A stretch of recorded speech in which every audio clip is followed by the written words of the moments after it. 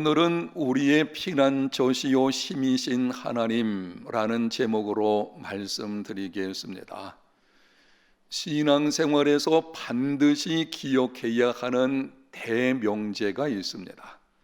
예수님을 믿는 그리스도인들이 반드시 기억을 해야 하는 신앙생활의 성패를 결정하는 아주 중요한 대명제가 있습니다. 하나님을 아는 지식이 믿음과 삶의 모습을 결정합니다. 하나님을 아는 만큼 믿음이 성장하고 믿음이 성장하는 만큼 삶의 모습이 변화됩니다.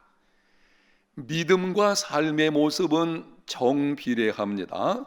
믿음은 삶의 모습을 결정하고 삶의 모습은 믿음의 성숙도를 보여줍니다. 그 사람이 어떤 모습으로 살아가느냐 하는 것을 보게 되면 믿음의 정도를 알 수가 있습니다. 교회 안에 보게 되면 미성숙한 믿음과 미성숙한 모습으로 살아가는 사람들이 있는 것을 보게 됩니다. 몇 사람들을 말씀드리면 이렇습니다. 교회 안에서의 모습과 교회 밖에서의 모습이 다른 사람, 미성숙한 믿음의 사람입니다. 하나님께서 언약의 하나님이시며 동시에 창조주 하나님이심을 안다면 세상 모든 영역의 주권이 하나님 그분께 있다는 것, 그분이 바로 우리가 섬기는 하나님이시라는 것을 안다면 그렇게 살지는 않을 것입니다. 늘 불평하고 원망하며 염려에 사로잡혀 살아가는 사람들, 미성숙한 그리스도인입니다. 왜 그런 모습으로 살아가는 것입니까? 하나님을 알지 못하기 때문에. 하나님께서는 공중의 새들과 들의 백합화를 먹이시고 자라나게 하시는 분이시라는 것을 안다면 그렇게 하찮은 존재들도 하나님께서 먹이시고 입히시는, 그렇다면 하나님의 자녀된 우리들에게는 어떻게 하시겠습니까? 하나님을 알지 못하는 것이 문제입니다. 다른 사람을 판단하고 늘 정죄하는 사람들이 있습니다. 소위 자신은 영적인 사람이라고 생각을 하고 다른 사람을 정죄하는 이런 모습들이 보이는 것을 알게 되는데요. 그것도 미성숙한 모습들 중에 하나입니다. 하나님을 아는 지식이 믿음과 삶의 모습을 결정합니다. 그러므로 성숙한 믿음과 성숙한 삶의 모습으로 변화되려면 힘써 하나님을 알아야 합니다. 따라합시다. 힘써 하나님을 알라. 우리가 힘써야 하는 첫 번째는 하나님 그분을 아는 것입니다. 다른 것들도 우리가 힘써야 하겠지만 가장 힘써야 하는 우선순위는 하나님 그분이 어떤 분이신지 그분을 알아가는 것입니다. 하나님이 어떤 분이십니까? 오늘 본문 1절에 이렇게 시편 기자가 노래를 했습니다. 하나님은 우리의 피난처시요 힘이시니 환난 중에 만날 큰 도움이시라. 하나님은 피난처시요 힘이시며 환난 중에 만날 큰 도움이십니다. 낙담되는 환경에 처할 때에 피난처가 되어주시고 불같은 시련을 견뎌낼 수 있는 힘을 주시는 분이십니다. 당신의 백성들과 함께 하셔서 보호해 주시고 용기를 주시며 구원해 주시는 분이십니다. 그러므로 하나님을 피난처와 힘으로 삼는 자는 하나님의 도우심으로 어떤 상황에서도 두려워하지 않습니다. 본문 2절과 3절에 이렇게 노래합니다. 그러므로 땅이 변하든지 산이 흔들려 바다 가운데 빠지든지 바닷물이 솟아나고 뛰놀든지 그것이 넘침으로 산이 흔들릴지라도 우리는 두려워하지 아니하리로다.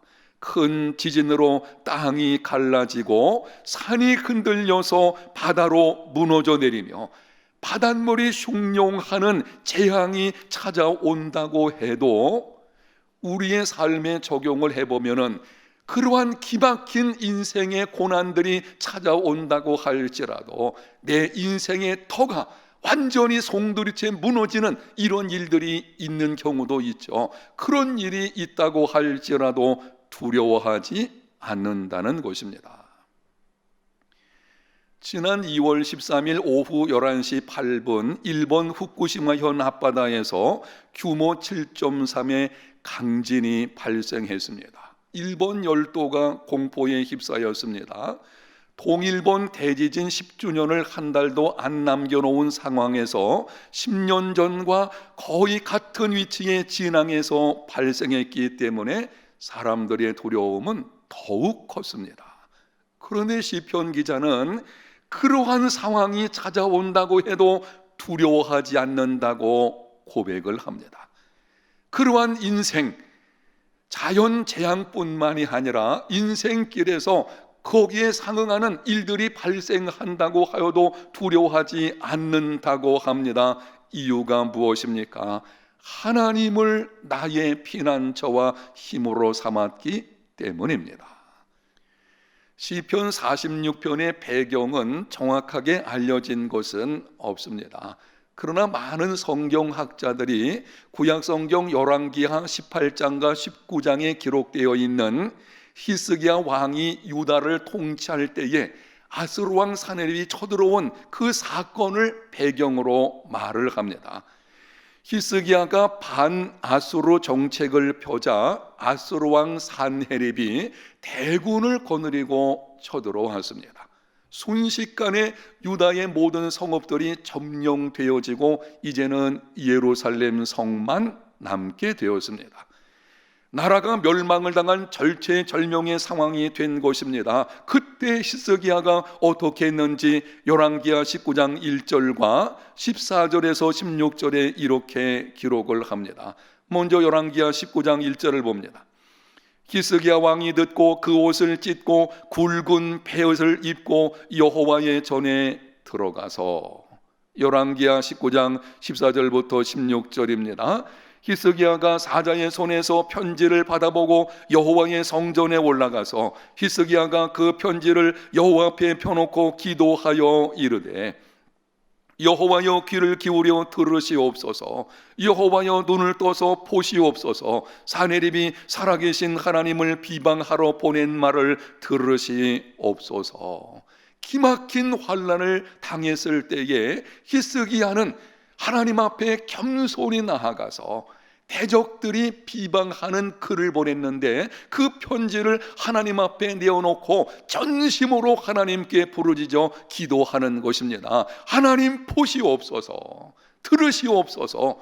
히스기야는 그 상황에서 하나님만을 나의 피난처와 힘으로 삼았습니다. 그 결과 어떻게 되었습니까? 그 밤에 하나님의 사자가 아수르 진영으로 가서 군사 18만 5천을 쳤습니다. 아침에 아수르 왕 사네립이 일찍이 일어나서 보니 다 송장이 되었습니다. 하나님을 나의 피난처요 힘으로 삼는 사람, 하나님의 큰 도우심으로 기막힌 인생의 환난에서도 위대한 승리를 경험하게 됩니다. 종교 개혁자 마르틴 루터의 인생에서 가장 힘들었던 시기는 1527년이었다고 합니다.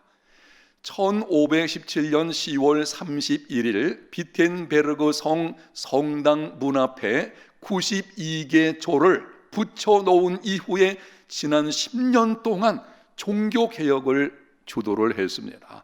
그러다 보니 탈진하게 되었고 1527년 4월 22일 설교하는 도중 어지럼증으로 설교를 중단해야 했습니다.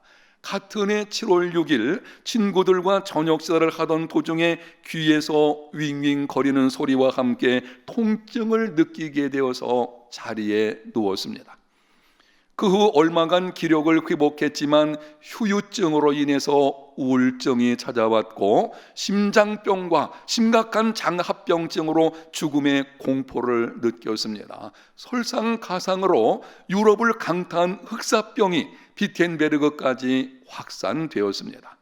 많은 사람들이 죽음의 공포에 사로잡혀서 도망을 쳤지만은 루터와 그의 아내는 이런 상황에서 사람들을 돌보는 것이 의무라고 생각을 하고 남았습니다. 자신의 집을 임시병동으로 사용하고 돌보기를 시작을 했는데요, 그 와중에서 많은 친구들이 죽음을 가는 것을 지켜보아야만 했습니다. 이렇게 사방에서 두려움과 죽음이 옥죄어 올 때에 그 모든 것을 이겨내게 한 것이 바로 시편 46편이었다고 합니다. 루터는 환난과 역경과 죽음의 위협 앞에서 시편 46편을 묵상했습니다. 그리고 하나님을 나의 피난처와 힘으로 삼았습니다. 하나님의 큰 도우심으로 위로와 용기를 얻게 되었고, 그 용기를 가지고 종교개혁을 이루며 그 용기를 가지고 기막힌 환난 중에서도 다른 사람을 섬기는 삶을 살게 된 것입니다. 그리고 영감을 받아서 1529년에 쓴 찬송이 오늘 우리가 부른 찬송가 585장입니다. 내 주는 강한 성이요 방패와 병기 되시니 큰 환난에서 우리를 구하여 내시리로다.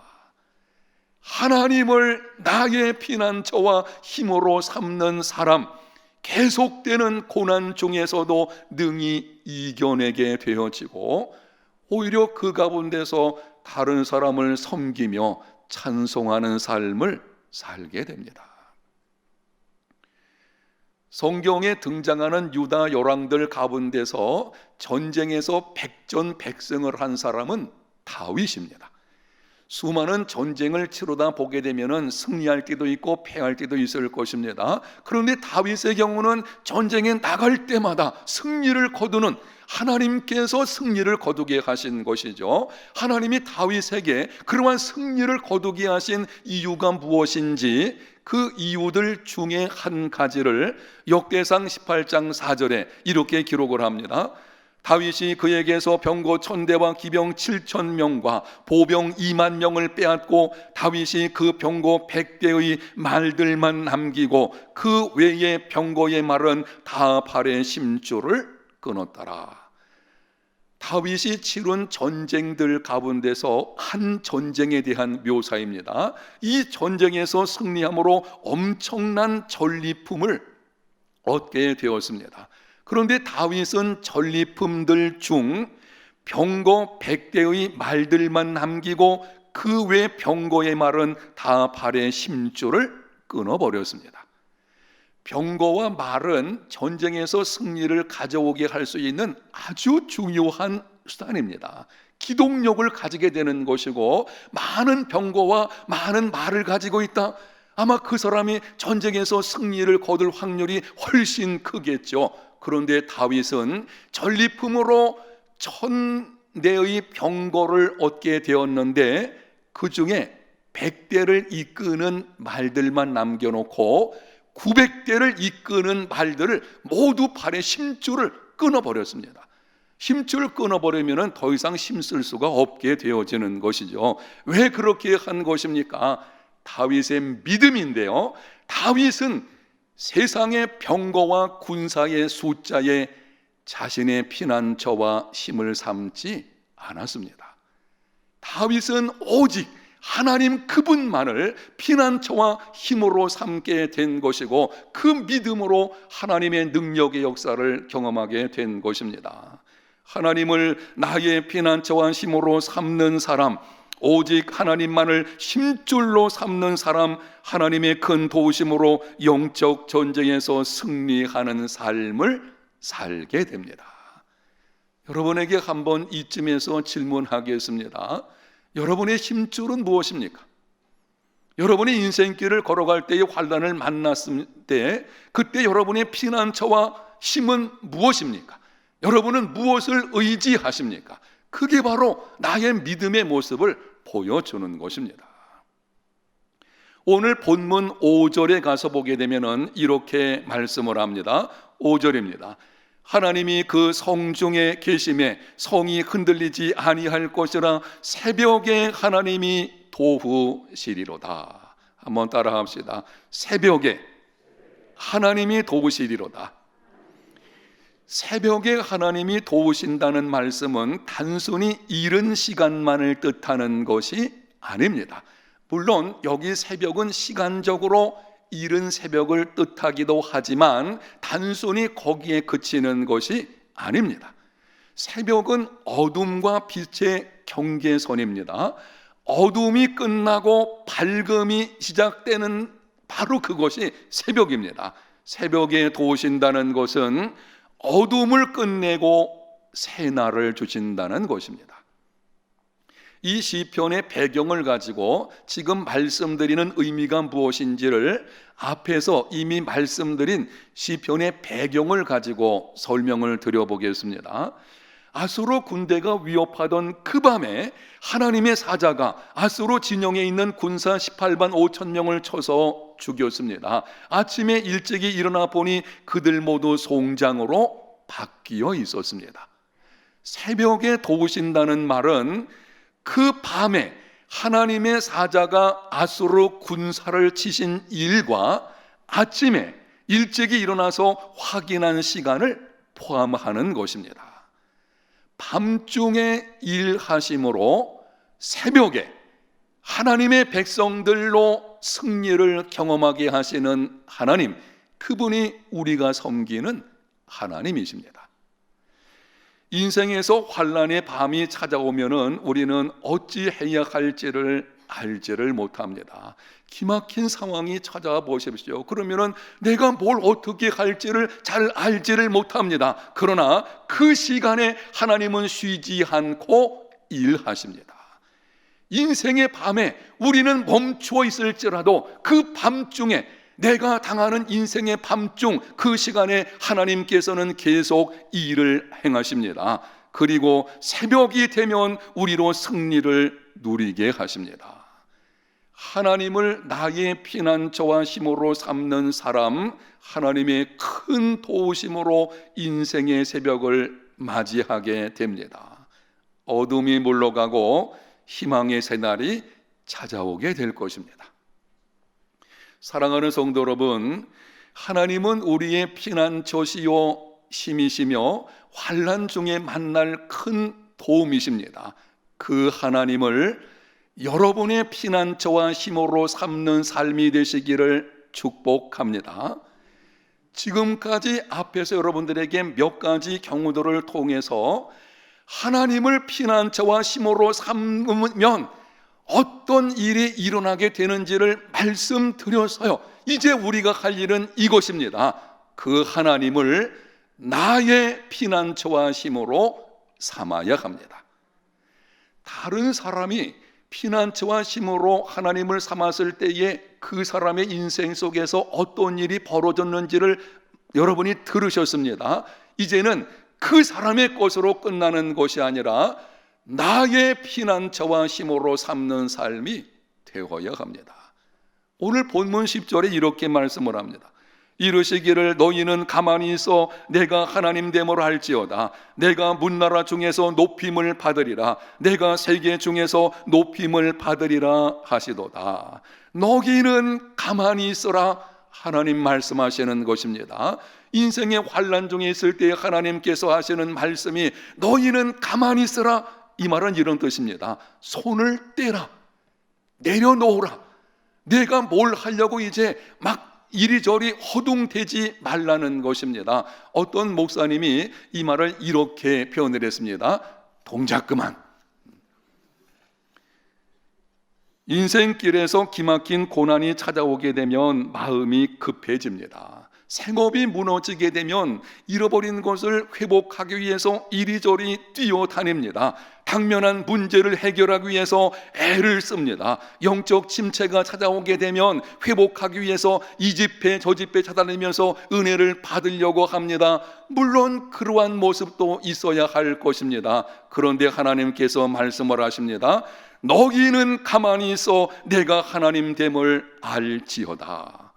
이렇게 말씀하시는 것입니다. 발걸음을 멈추고 하나님 바라보기를 시작하라. 문제를 묵상하지 말고 하나님을 묵상하라. 이제는 하나님만을 피난처와 힘으로 삼으라. 문제를 자꾸 묵상하게 되어지면 두려움이 찾아오게 되고 두려움이 나의 인생을 끌고 가게 될 것입니다. 문제를 묵상하지 말고 하나님을 묵상하십시오. 그리고 하나님을 나의 피난처와 힘으로 삼아야 합니다. 사랑하는 성도 여러분, 여러분의 피난처와 힘은 무엇입니까? 재물, 권세, 지식, 인간 관계들 모두 중요한 것들이지만 사라지는 것입니다. 잠시 있다 사라지는 곳에 여러분의 피난처와 힘을 삼지 마십시오. 만군의 하나님, 지금도 함께 하시는 하나님, 그분만이 피난처요 힘이신 것을 알고 그분을 나의 피난처로 삼는 믿음의 삶이 되시기를 바랍니다. 엘리자벳 쿠블러 로스라는 사람, 심리학자인데요, 이 사람이 쓴 죽음과 죽는 것이라는 책이 있습니다. 그 책에 보게 되면은 사람들이 의사로부터 시한부 인생 선고를 받게 되면은 보이는 반응들이 있다고 합니다. 당신은 얼마 살지 못하고 죽을 것입니다. 그것을 받아들이기까지, 이게 받아들이는 게 쉽지 않거든요. 그것을 받아들이기까지 몇 단계가 있다고 합니다. 첫 번째 단계는 부정한답니다. 아니야, 의사가 오진한 거야. 내게는 절대 그런 일이 일어날 수가 없어. 두 번째 단계, 분노를 터뜨립니다. 왜 내가 이런 일을 당해야 하는가? 나는 지금까지 그래도 나름대로 선하게 살기를 힘쓰고 다른 사람들보다도 나은 삶을 살려고 했는데 왜 내게 이런 일이 찾아왔는가? 분노가 찾아오게 되죠. 세 번째 단계는 협상을 한답니다. 하나님, 저를 고쳐주시면 이제부터는 오직 주님만을 위해서 살겠습니다. 그러나 회복이 되지 않으면 네 번째 단계로 낙심합니다. 감정적인 침체로 우울증이 찾아오기도 합니다. 그렇게 하다가 마지막 단계에 가서는 모든 것을 포기하고 주어진 운명을 받아들인다고 합니다. 지금 말씀드린 이 책의 내용에서 우리가 깨닫게 되는 것 중에 하나는 현실을 있는 그대로 받아들이는 것이 쉽지 않다는 것입니다. 현실을 직시하는 것, 이거 쉬운 일이 아닙니다. 현실을 직시하면 잃어버린 것으로 인한 낙심이 찾아옵니다. 내 인생을 무너뜨린 사람에 대한 분노가 일어납니다. 뛰어넘기 힘든 거대한 벽에 부딪히게 됩니다. 예측할 수 없는 미래에 대한 두려움이 찾아옵니다. 그러나 당면한 현실이 무엇이든 그렇게 현실을 직시함으로 인해서 다가오는 거대한 벽, 그 가운데서 우리가 힘들어하지만 그럼에도 불구하고 우리에게는, 예수님 믿는 우리에게는 분명한 사실이 있습니다. 예수님 믿는 우리에게는 현실을 능히 이겨낼 수 있도록 돕는 자가 있습니다. 아멘. 모든 상황이 무너져 내리는 것 같아도 오늘 본문에 기록된 것 같이 땅이 무너지고 바다가 흉룡하고 산이 무너져 내리는 이러한 기막힌 인생의 상황이 찾아온다고 할지라도 예수 믿는 하나님의 자녀들, 우리들에게는 우리를 도우시는 분이 있으십니다. 그분은 나의 피난처와 힘이 되시는 하나님이십니다. 하나님을 나의 피난처와 힘으로 삼고 그 하나님으로 인해 두려움을 이겨내고 회복과 구원과 승리를 경험하는 믿음의 삶이 다 되시기를 예수님 이름으로 축복합니다.